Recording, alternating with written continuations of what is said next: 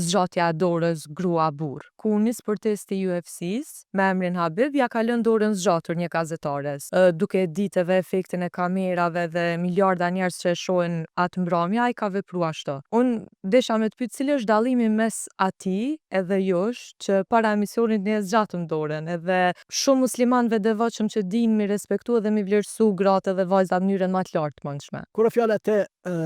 dora, te dhënia, te përshëndetja në islam, tek ne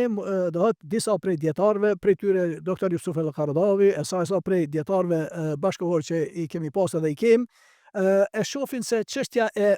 përshëndetjes edhe dhënies së dorës nuk është e ndaluar, edhe prandaj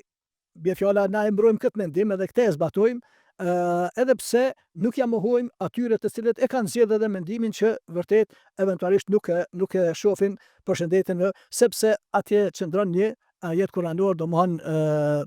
lems që quhet në gjuhën arabe prekje, e që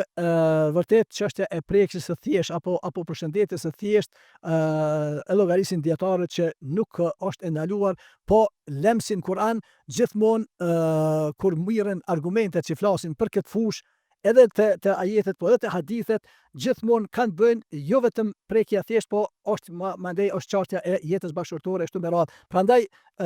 nëse mirët në atë kuptim, domethënë qëllimi është tek ajo e jo në asnjë mënyrë vetëm një përshëndetje e thjesht, e që tash ai lojtari se s'e di kur pas ka ndodhur kjo se pas na pon për veti, po ka edhe raste tek ne që po disa e marrin mendimin që vërtet mendoj se nuk ka asnjë të keqe, t'ju pranohet edhe atyre edhe mendimi tjetër, edhe kjo është një bukuri, kisha me thonë, një pasuri e islamit që ka mendime edhe është pra